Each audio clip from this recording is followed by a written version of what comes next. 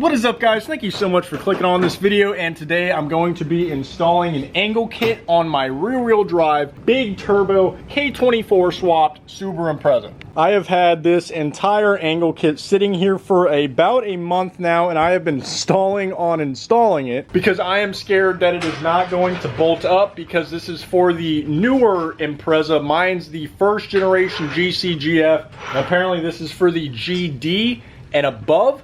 So I'm not exactly sure if it's going to work or not, so we're going to have to do some modification. But anyways, this is an FDF angle kit that converts the front to 5x114.3, which is very nice because my rear has already been converted to 5x114.3 with 350Z rear hubs, and now I have a 350Z front hub, 350Z track Brembo rotors, and STi Brembo calipers. That way I can match the rear huge brake calipers. These are actually 370Z Akabonos, so I'll have Akabonos in the rear, Brembos in the front. Weird flex. So I just got done installing a Scotty D angle kit on my Mustang, and it went from 30 degrees of angle to 50 degrees of angle. So I'm gonna go ahead and see what the difference for the FDF kit on my Impreza is. So we turn the wheel both ways, and it's approximately 34 degrees of angle OEM. So I lied, it's actually not completely stock angle. I have a 2015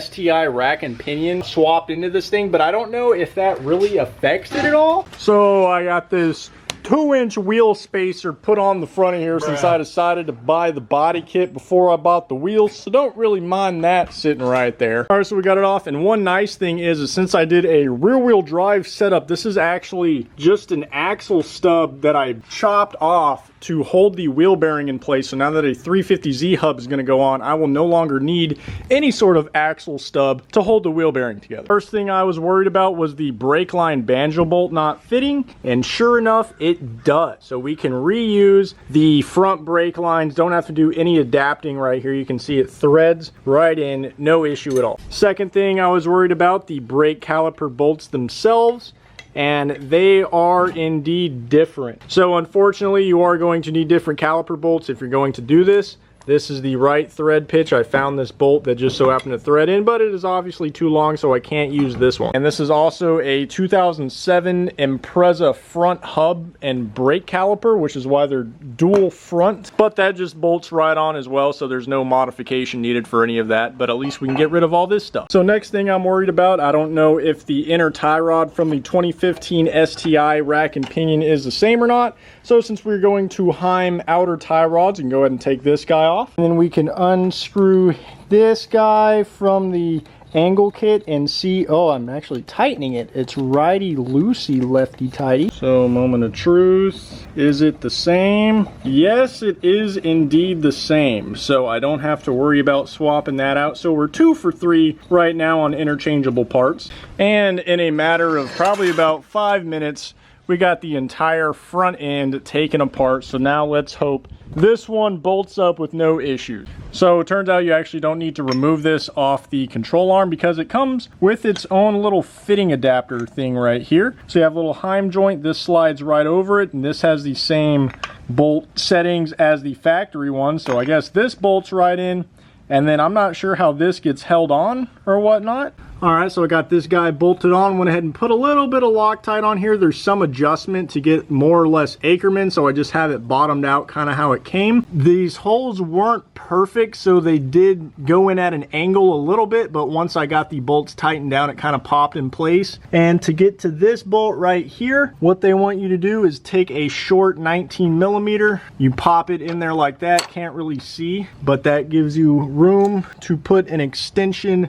up through there to then tighten it, which is exactly what I did. And to get this in, I went ahead and moved the heim joint out, so I slid it in, and then I moved the heim joint back to get this bolt in, and this is also the factory hardware. So now the lower control arm is pretty much bolted in. Next, you'll have these black Allen key bolts, and these are going to be the ones that hold the 350Z front hub on, you can see there's no axle stub poking through there anymore. Have the 4 bolt holes here, and then that's how you bolt the hub on. Here's a little bit of orange Loctite on the hub bolts, and then definitely torque them down to spec. So next step, popping these 2 zip ties off and putting it in the coilover. So my factory strut bolt was a camber bolt. I don't know if that's aftermarket or what, but that's what I had, but it didn't end up fitting inside of this knuckle. So luckily I had spare bolts, so I don't have to worry about that fitting. So now the next thing is all this stuff is loose, so I got to tighten all that up, but we're going to go ahead and connect the lower control arm to the knuckle. And as you can see, these are the 2 parts that go inside of the heim joint, and it appears this nut just kind of stays in place, so whenever you loosen the bolt,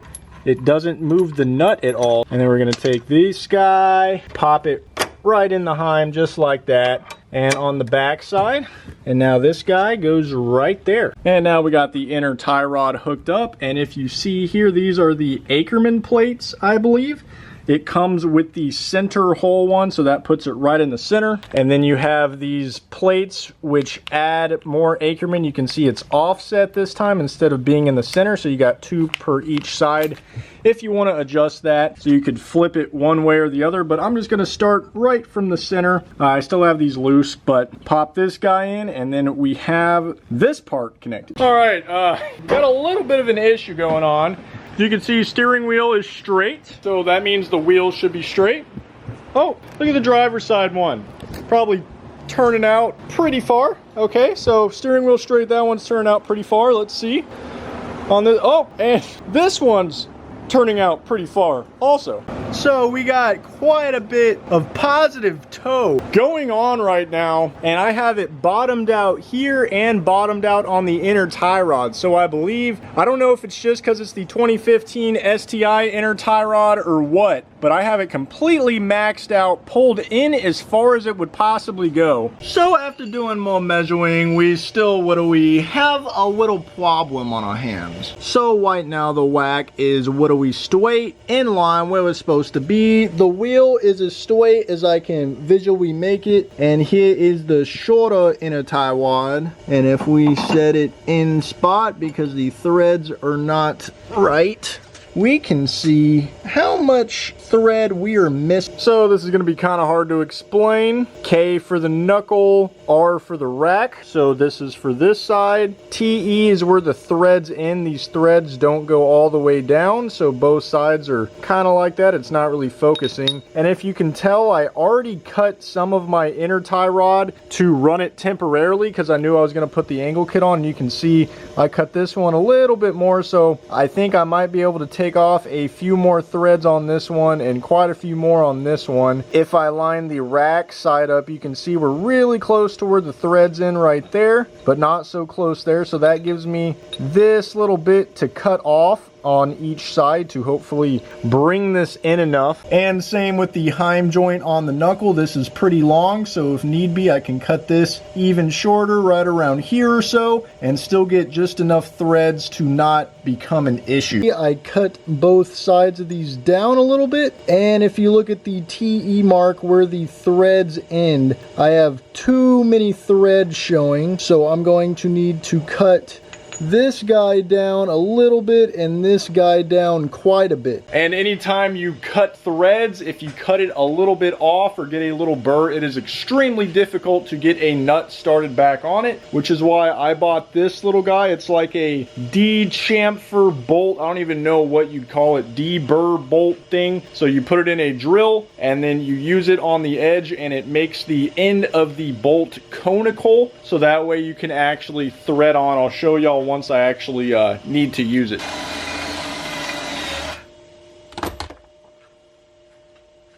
And after struggling to thread that heim joint in, because it is reverse thread and I forgot that, so I'm sitting there trying to do righty-tighty when it's righty-loosey, but I finally got it back in, and this is how it looks. So there's a little bit of a gap here still, because I guess the threads are maxing out, and then I have this maxed out on the threads. I ended up not cutting this yet just to see, so I bolted it all back together, and it's really hard to show, but I think I have some toe out, which sucks, because that means it still has to come in more, which means I have to cut more. And just like that, guys, everything bolted together with some some adjustment left.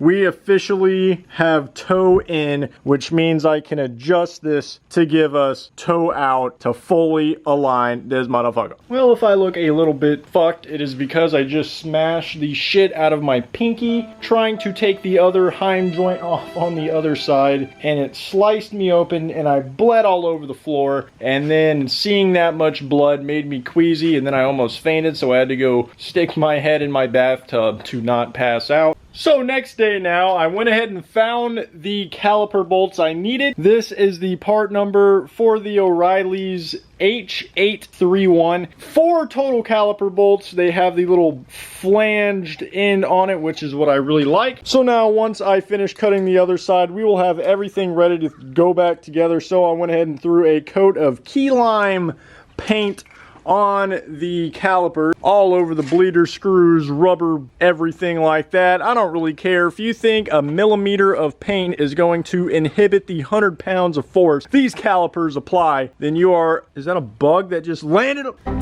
This bug is permanently part of my brake caliper now.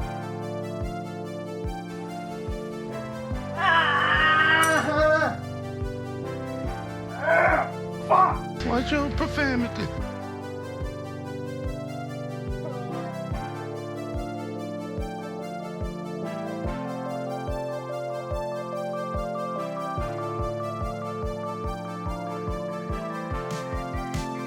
Instantly proceeded to smash my pinky. The first thing I did, I hit it right there. There's a little piece of blood.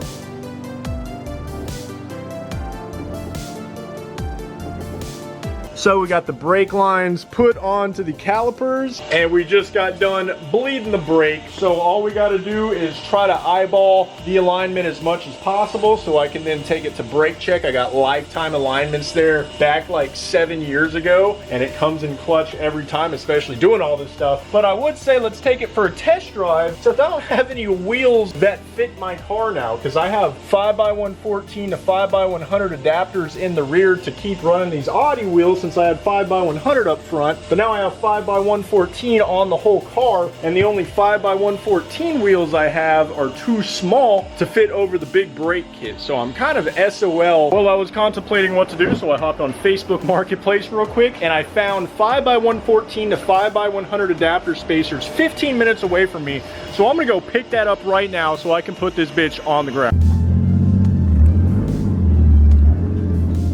God damn, boy. Got the spacer adapter, and the bore is different, so they don't even slap on. So this bore is 60 millimeters, and that bore is 65 millimeters. So if I can just grind off a little bit of here, just enough to cover that little lip, we'll be good.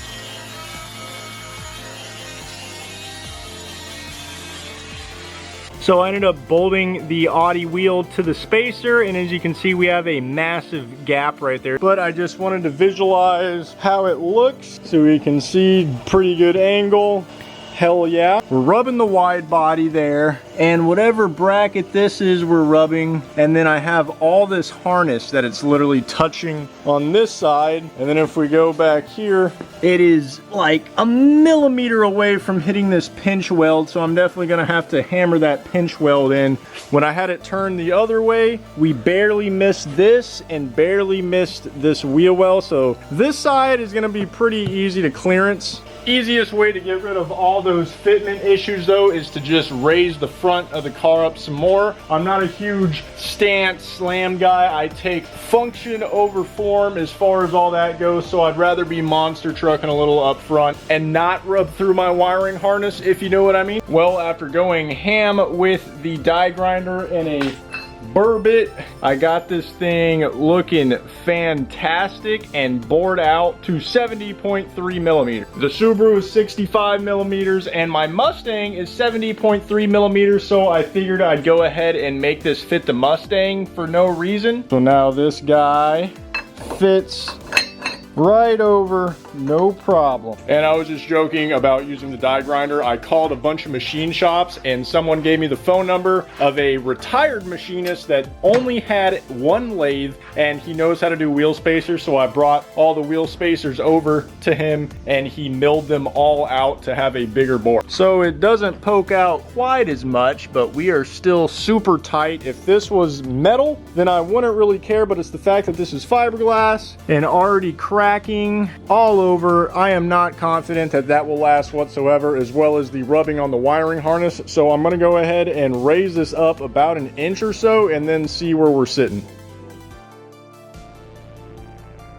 I went ahead and adjusted the little bump steer bolts. I'm not sure what you call them, but I had them all the way out so it was hitting when it would go lock to lock on each side. So I went ahead and put them all the way in, and now I'm maxed out on my rack. So this is literally as much angle as I can get with these settings, which is quite a bit. And right here is where we were rubbing the wiring harness. I can't really record it, but I can put my hand all through there, and all we're hitting are some zip ties hanging down.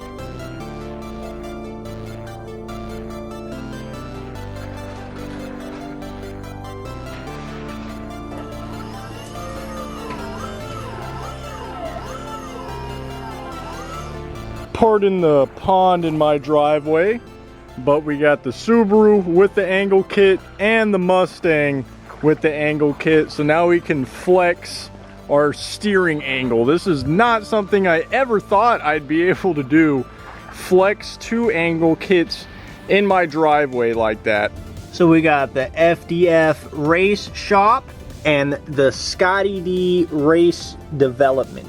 And hopefully soon they'll both be on tri-spokes, because I got OEM Mustang split tri-spoke. These ones are really ugly. 3000 GT Mitsubishi split tri-spokes. Those look a little bit better. But then we have Audi Fat 5. So we have 3 different car brand OEM wheels being shown right now.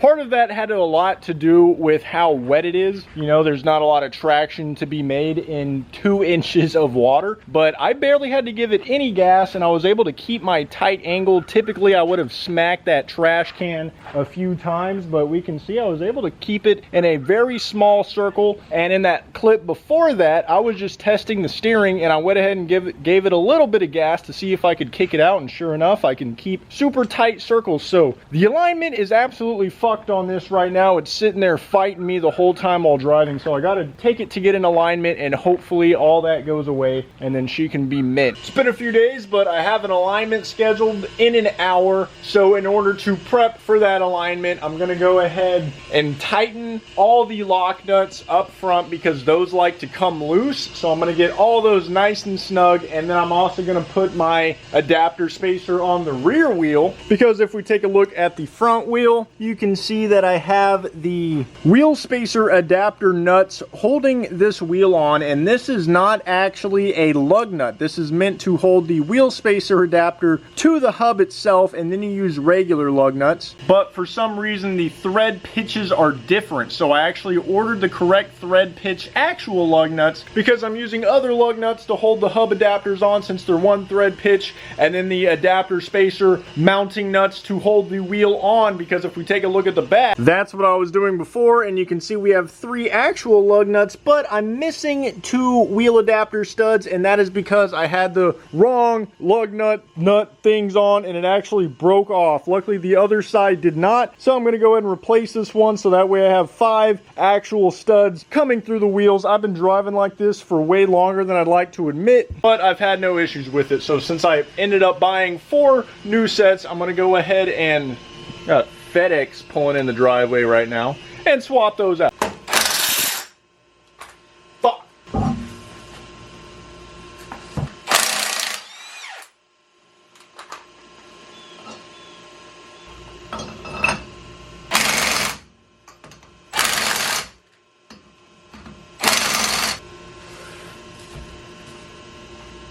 I did not realize how bad this tire was.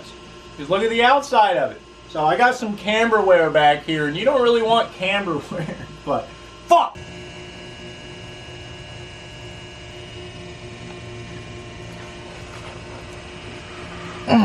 We are now ready to drive to the alignment shop. I've driven this thing once, going about 25-30 miles an hour around the neighborhood. Since I put the angle kit on, felt a little bit loose. So now I got to drive on the highway, and I now know I have a bald rear tire. So let's hope this goes well.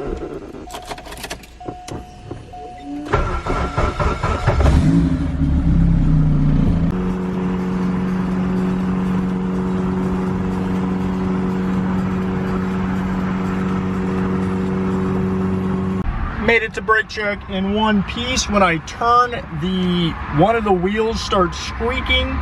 And then whenever I am driving straight, I smell a little bit of tire burning. So hopefully they can get this all situated for me. So all they did today was the tow, and thank God they did. They're going off of OEM Impreza Outback statistics, so it's kind of hard to get it perfect, but we can see total tow 4.46. That is horrible. And now they got that bitch damn near perfect, and I have 6 degrees of camber up front. I want to try to take a little bit away, maybe 4 degrees or so. Rear camber a little bit away too, but I don't know if I can take that away without rear camber adjustments because I don't have those. But let's drive home and see how straight she drives, hopefully.